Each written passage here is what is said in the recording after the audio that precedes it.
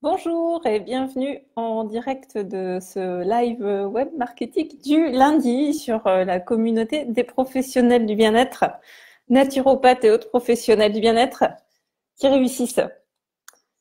Donc bienvenue si tu me regardes en direct et puis bienvenue aussi si tu regardes le replay. Je vais juste vérifier que ça marche bien. Si tu es en direct, fais-moi un petit coucou, comme ça me permettra de voir que tout fonctionne et puis de voir aussi que tu es connecté. Donc, tu peux me mettre un petit message en commentaire, me dire depuis où tu me regardes, par exemple.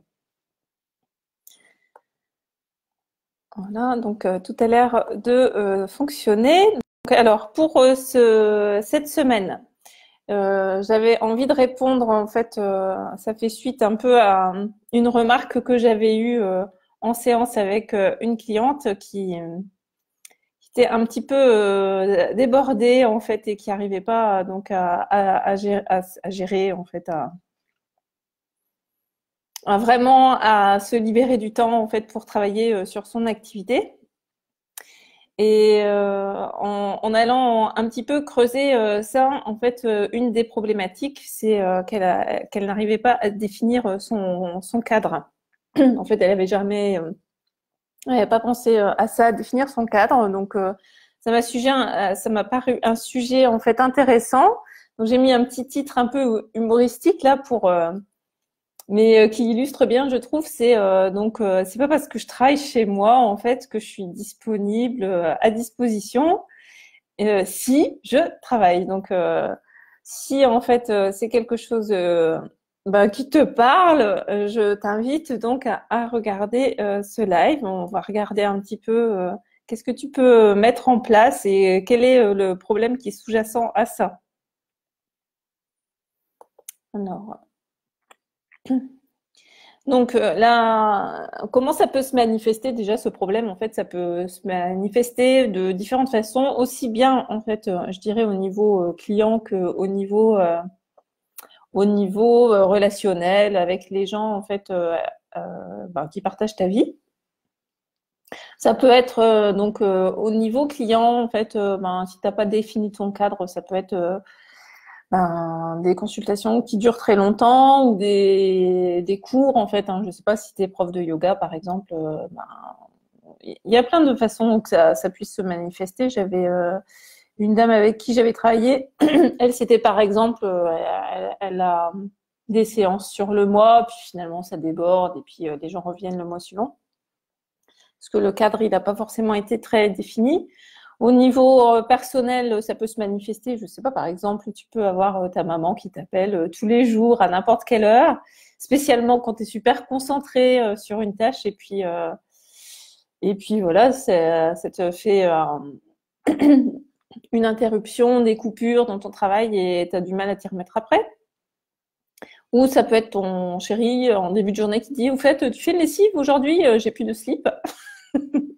Ou peut-être que en fait c'est ton enfant en fait si tu es maman qui te dit ben tiens en fait la semaine prochaine tu peux venir me chercher telle heure tel endroit voilà en fait c'est toi qui gères c'est peut-être toi aussi qui gères ça ou ça peut être ta belle-sœur qui te demande si tu veux bien garder Léonie mardi après-midi parce que ben t'es à la maison toi tu peux.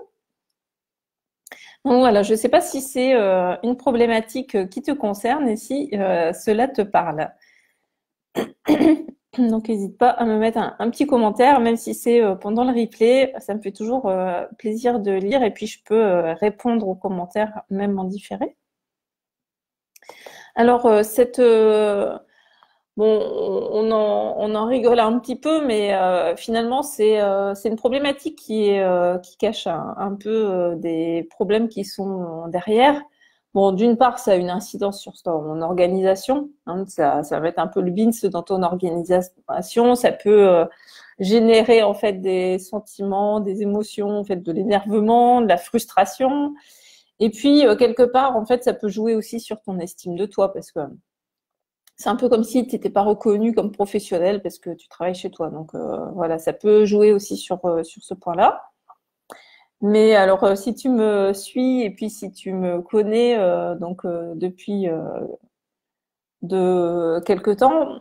C'est vrai que en même temps, je me dis, je me suis pas présentée, donc pour ceux qui sont nouveaux dans le groupe, hein, donc je suis Muriel de l'Oasis des Trois Chênes, donc fondatrice de l'Oasis des Trois Chênes au Portugal, donc un écolieu où on fait des stages, j'anime des stages alimentation vivante et plantes sauvages, un peu de permaculture aussi, depuis de nombreuses années.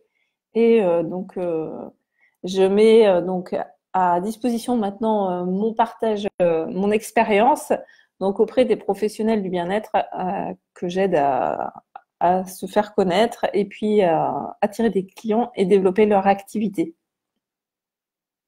Voilà, donc des professionnels plutôt orientés, on va dire, plantes, alimentation et santé au naturel, qui vibrent sur les mêmes valeurs que moi et qui ont envie d'apporter leur touche pour avoir une société qui marche de façon plus optimale et qui va dans le bon sens. Donc, si tu me suis, donc une de mes idées, en fait, un peu dada, c'est qu'on est co-créateur de toutes les situations qu'on vit. Parfois, en fait, la situation nous fait pas forcément plaisir et c'est pas forcément facile de voir de prime abord, en fait, pourquoi on a co-créé ce genre de situation. Mais voilà, moi, je suis intimement convaincue de cela, qu'on est co-créateur de ce qu'on vit. Et alors, là, en fait, en l'occurrence, donc on parle d'une situation où finalement, en fait, on peut considérer ça comme un peu une intrusion sur ton territoire professionnel, des interruptions, un non-respect quelque part. Et donc, s'il y a ça, ça veut dire que de ton côté, en fait, il y a aussi pourquoi tu as créé ça? Ça peut être parce que toi, tu te respectes pas, en fait. Peut-être que t'as pas, en fait, tu ne te valorises pas toi-même en tant que professionnel. Ou peut-être que tu n'as pas encore posé ton cadre et adopté une posture professionnelle. Donc, après, ça serait intéressant d'aller creuser encore plus, hein. Donc là, je peux pas le faire pour toi, mais c'est vrai que, par exemple, tu pourrais je sais que j'ai déjà vu des exemples où, par exemple, tu pourrais ne pas te sentir légitime parce que, je sais pas, tu es naturopathe, tu débutes, ou on peut se sentir pas légitime pour plein de raisons, hein. Ça peut être aussi parce que tu n'as pas assez de clients. Alors, j'avais juste envie de te partager une métaphore à ce propos que j'ai trouvée et que je trouve assez parlante. Et qui pourra peut-être t'aider en fait à passer, en tout cas avancer par rapport à cette problématique. Imagine en fait que tu as un voisin plombier, c'est un jeune en fait qui vient de terminer un peu son, je sais pas si c'est CAP ou brevet professionnel, ça doit être brevet professionnel pour être plombier. Et puis donc il commence son activité, hein. Voilà, il a terminé la fin juin là, et puis là on est en août et il commence. Et justement, en fait, tu as une fuite chez toi. Donc, comme c'est ton voisin, du coup, tu vas lui demander, tiens, Sylvain, tu pourrais pas en fait venir dépanner. En fait, j'ai une fuite sur le robinet. Alors Sylvain, il va pas te dire, oh là là, excuse-moi, en fait, ouais, tu comprends, en fait, je débute, donc, écoute, je te fais moitié prix, quoi. Non, en fait, Sylvain, il va pas faire ça. Alors, il va te faire la réparation en entier, hein, il va pas réparer à moitié. Peut-être qu'il va mettre plus de temps qu'un artisan qui a déjà 5 ans ou 10 ans de bouteille, quoi, qui sera plus aguerri. Mais il va faire la réparation, elle sera bien faite, toi tu seras contente, et puis peut-être qu'il aura mis un peu plus de temps, mais après tout, hein, c'est pas très important. Il va pas finalement avoir cette problématique de légitimité. Alors c'est vrai que ça peut être parfois lié en fait à ton métier, hein, parce que c'est vrai que si par exemple tu es naturopathe ou énergéticien, c'est des métiers qui sont peut-être un peu moins, on va dire, encore banalisés et connus aujourd'hui qu'un métier en fait où tu as des certifications qui sont plus reconnues aussi. Donc ou qui sont donc ça peut être lié en fait au contexte, on va dire aussi, qui ne va pas forcément être aidant. Mais voilà, on va dire, pour balancer ça, en fait, ben, rappelle-toi cette métaphore du plombier, en fait, tout comme toi, en fait, si tu débutes dans ton activité, un plombier, il va débuter, enfin, chaque professionnel va un jour ou l'autre débuter. C'est pas pour autant qu'il sera pas compétent, en fait. C'est juste que il mettra peut-être un peu plus de temps, quoi. Mais c'est pas bien grave, quoi. Et tout le monde passe par là. Après, sinon, en fait, par rapport à ces problématiques du travail chez soi, euh, donc si effectivement, en fait, tu n'as pas réussi en fait à poser ton cadre parce que tu as peut-être des doutes aussi par rapport, enfin, on va revenir à cette question de la légitimité. Ça peut être aussi j'avais une autre idée. C'est vrai que là, sur les lives Facebook, je peux pas partager d'écran, ça aurait été sympa. Bonjour Aurore, qui regarde. Donc, je reviens. Donc, si en fait tu as des doutes en fait par rapport à ta légitimité, que tu es en début d'activité, ça peut être aussi lié en fait. Alors, je vais essayer de faire un dessin et puis je ferai voir le dessin. Voilà, on peut imaginer en fait au niveau émotionnel en fait qu'on vit en fait des phases, oups, un peu comme ça par exemple. Alors imagine que en fait ici c'est en fait la situation rêvée. Toi t'es ici, hop, voilà.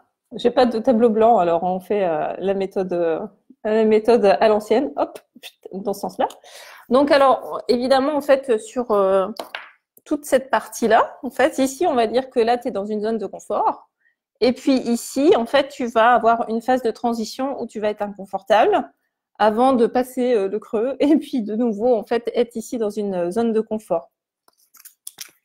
Donc, bien évidemment, quand tu sors, en fait, de cette phase, en fait, ici, on va avoir toute une phase ici où, en fait, on va, hop, je me fais un peu de place. Donc, on a une phase, en fait, de transition. Voilà, hop, où on va avoir une phase qui sera inconfortable, quoi. Inconfortable. Voilà. Et puis, de nouveau, après, en fait, quand on sera de nouveau on va dire opérationnel, hein, dans cette nouvelle activité, tu seras de nouveau, en fait, dans une zone de confort où tu seras à l'aise. Donc, c'est ce qu'on appelle un peu des entrées de zone et sorties de zone. Donc, forcément, en fait, quand on s'installe, on va être dans cette partie-là, voilà, dans cette phase-là. Et donc, dans cette phase-là, on va évidemment pas être confortable parce qu'on débute. C'est normal, en fait, hein, tout le monde passe par là. Mais c'est pas, en fait, parce que, en fait, on rencontre des obstacles, des difficultés au départ et qu'on se sent inconfortable que, en fait, à cause de ça, on doit, en fait, avoir des doutes sur et se dire, ah non, mais en fait, peut-être je suis pas faite pour faire ça, je suis pas faite pour être naturopathe ou je suis pas faite pour être énergéticien. Parce que c'est juste normal, en fait, quand on a une période de transition comme ça, où ben, il faut qu'on monte en compétences. C'est tout un nouveau en fait, métier en fait, qui est à apprendre. Il y a non seulement le cœur du métier, donc ça normalement c'est bon, en fait c'est tout ce que tu as vu en formation, mais il y a aussi toute la partie entrepreneuriat où en fait ben, il faut monter en puissance là-dessus. Donc c'est normal en fait d'avoir ces périodes-là en fait. Hein. C'est pour reprendre une métaphore que j'aime bien, que j'avais donnée dans un autre live. Ici, on est en façade océanique, donc on a l'océan Atlantique et il y a toujours des rouleaux en fait qui viennent casser assez près du bord. Donc finalement, c'est dur de rentrer dans l'eau. Donc moi, il y a des fois, bon, ça va dépendre de la taille des rouleaux, mais quand c'est possible d'aller nager de l'autre côté, ben, je regarde, je suis sur le bord et tout ça, puis j'ai toujours du mal à me lancer. Et à un moment donné, en fait, ben il faut y aller, quoi. Donc, il faut courir et il faut passer, en fait, sous la première vague. Et puis, une fois que tu as passé, en fait, cette zone d'inconfort, ben, de l'autre côté, c'est bon, quoi. C'est de nouveau confortable. Mais il y a une phase, en fait, de transition où, ben, il y a le rouleau. En fait, c'est pas facile. En fait, c'est inconfortable. On peut avoir un peu peur. Et puis, ben, après, de nouveau, on sera bien et puis on pourra regarder les gens qui sont restés sur le bord. Et puis là, nous, on sera en train de nager dans une zone super cool, quoi. Donc, c'est un peu ça. En fait, mais je pense que de toute façon, quelque part, dans le métier d'entrepreneur, il y a toujours un peu ça. C'est un peu. J'ai fait du planeur aussi. Le planeur, c'était exactement ça. En fait, quand j'avais fait du planeur, en fait, au début, ben, tu es toujours avec un instructeur derrière. Donc, comme toi, par exemple, tu pourrais venir en accompagnement avec moi et puis te faire coacher pour apprendre le métier d'entrepreneur. Donc, il y a toute une partie en planeur où j'étais plus, en fait, ben, c'était un peu zen, quoi, parce qu'il y avait l'instructeur. Donc, je profitais toujours un peu ben, de tout ce qu'il y avait de magique, en fait, à faire du planeur, le vol de nuages, le vol de pente. Donc, il y avait tout ce côté-là. Et puis après, il y a eu le premier jour où j'ai dû voler toute seule. Là, c'était terrible. Où en fait, j'étais comme ça, en fait, sur le manche et je me disais, purée, mais en fait, je suis toute seule. Enfin, voilà, j'ai la vie, en fait, j'ai ma vie entre mes mains, quoi. Donc, j'étais quand même super stressée. Et puis après, un vol, deux vols, trois vols, c'est bon, quoi. Bon, ça y est, je commence à prendre mes marques et tout, ça allait mieux, quoi. Bah non, quoi. Au bout de quelques temps, ils m'ont dit, ah ben c'est bon, maintenant tu peux aller plus loin, tu vas là-bas.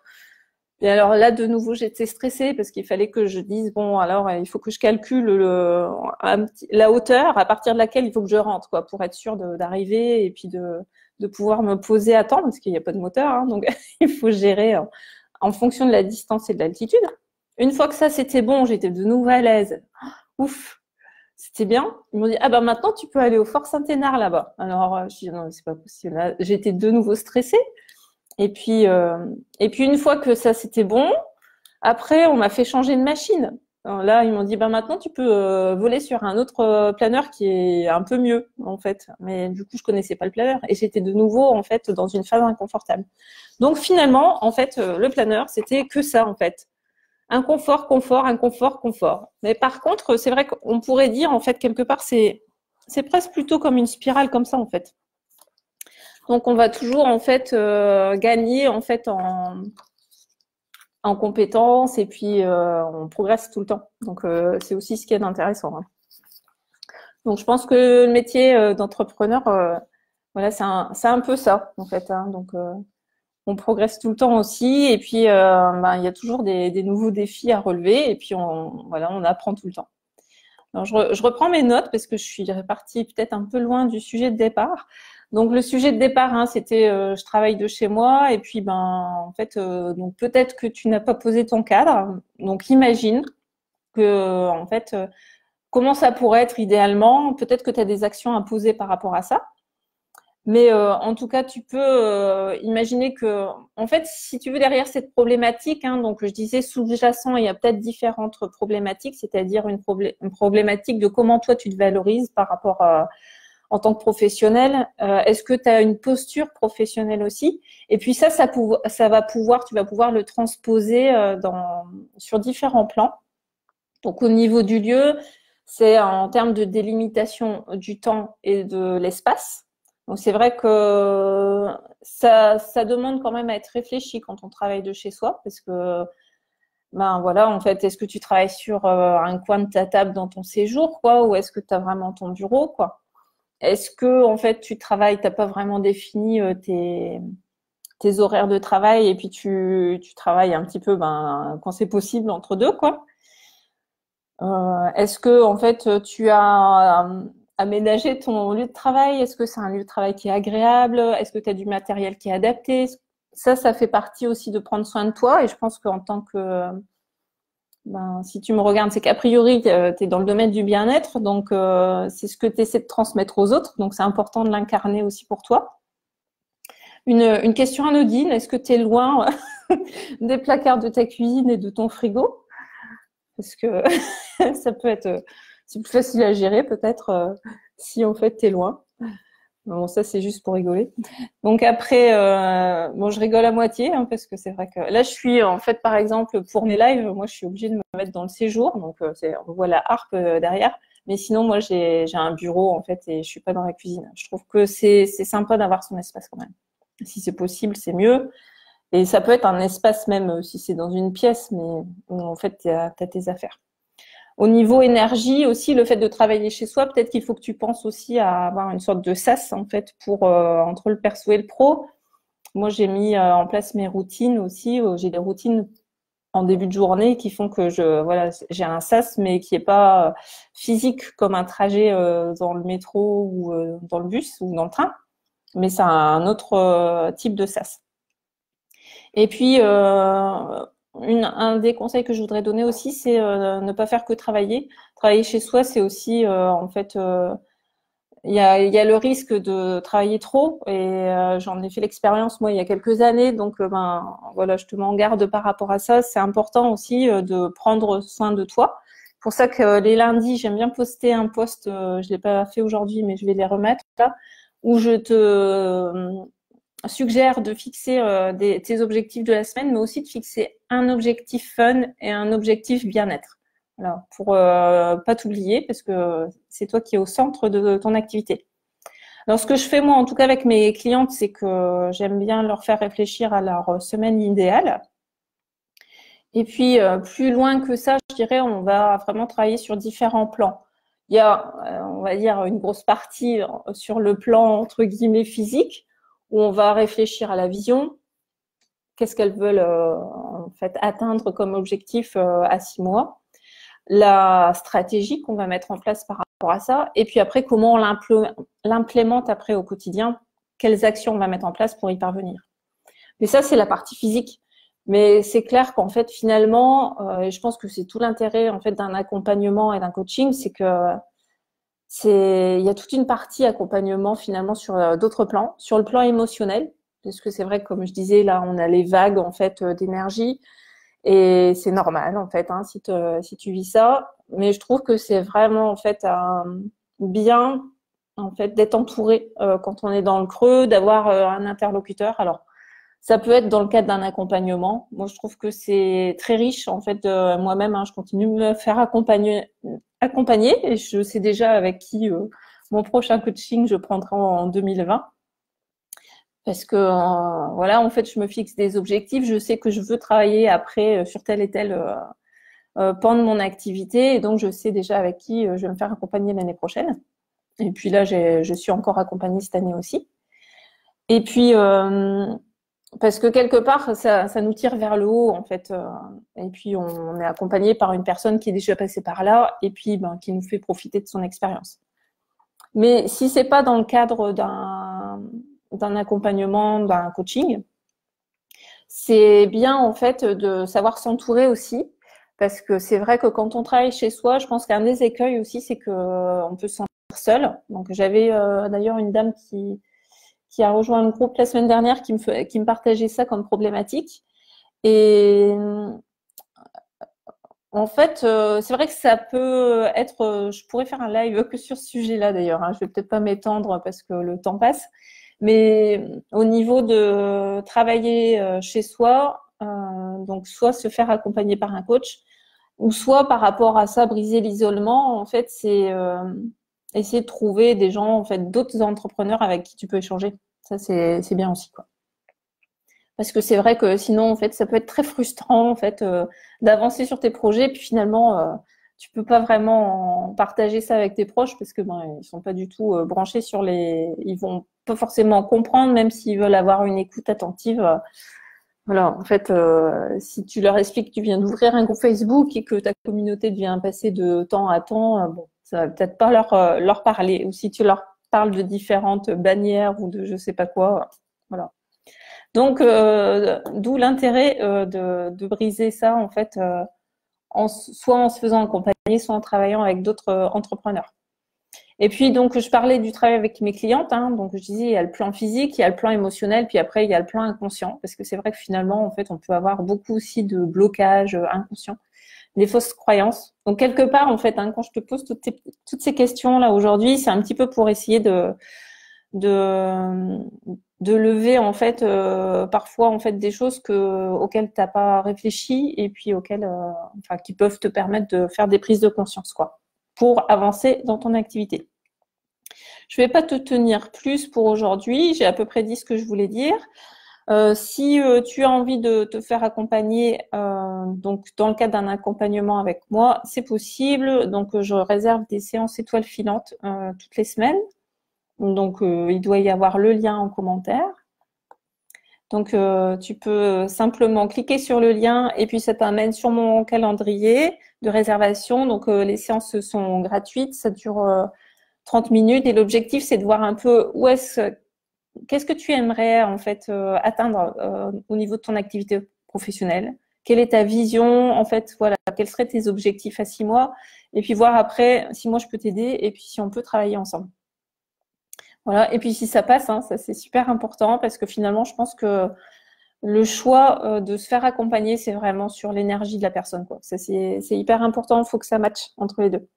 Et puis, petite surprise, donc la semaine prochaine, j'ai donc prévu de faire un webinaire. Donc, ça sera jeudi 22. Donc, je mettrai l'annonce cette semaine. Mais voilà, c'est toi qui me regardes en direct ou en replay, tu as donc l'information en avant-première. Donc, ça sera un live sur les étapes en fait pour pérenniser son activité. 7 étapes pour pérenniser son activité.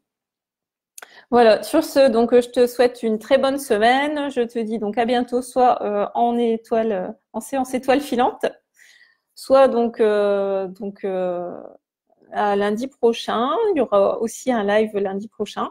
Et puis donc tu peux déjà noter la date, jeudi 22, et puis moi, je suis pas très opérationnelle le soir, donc je pense que je le mettrai sans doute à la même heure, quoi, donc vers 13h France, voilà.